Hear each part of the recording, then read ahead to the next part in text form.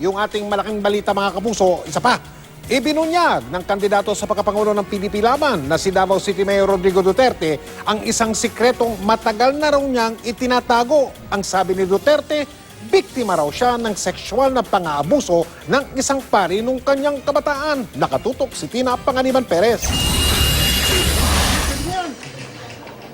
Sa gitna ng mariing pagbabatikos sa mga obispo kay Davao City Mayor Rodrigo Duterte dahil sa anila'y irresponsable, nakakainsulto at bulgar na mga pahayag, kasama na ang pagmumura niya sa Santo Papa, ibinunyag ni Duterte ang sikretong matagal niyang umanong itinago. Biktima raw siya ng sexual abuse noong kanyang kabataan at ito'y sa kamay umano ng isang pari. Umpisahan mo sila. Then I will tell you the names of the prominent persons na kabats ko. Nakawakan ka ganyan, sir. Nakawakan. Hawakan. Saan, sir? Saan pa? Sa Ateneo de Davao University nag-aral ng bahagi ng kanyang high school si Duterte. Hindi lang daw siya, kundi pati ang kanyang mga kaeskwela. Kaming sa Ateneo noon, and I will tell you the abuses committed against the minors at that time, including me. And I will tell you my story.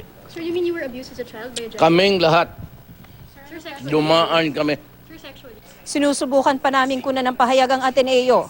Sinagot din ni Duterte si CBCP President at Lingayen Dagupan Archbishop Socrates Villegas na mistulang tinawag siyang corrupt. Hinamon niya si Villegas. Sir, do you think that you need to apologize for offending? Sinabi ko na, look, kayong mga pare, kayong mga bishop,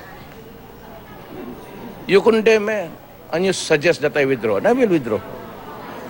But then I will start to open my mouth. There are so many secrets na kaming mga bata pa tinataguan namin.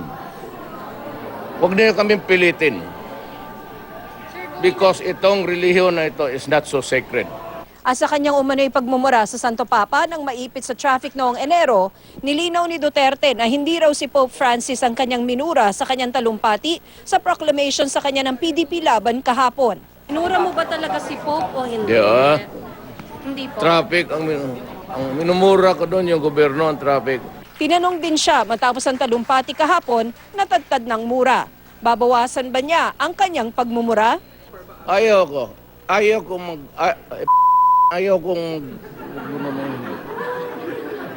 Tina Panganiban Perez, Nakatutok, 24 Oras.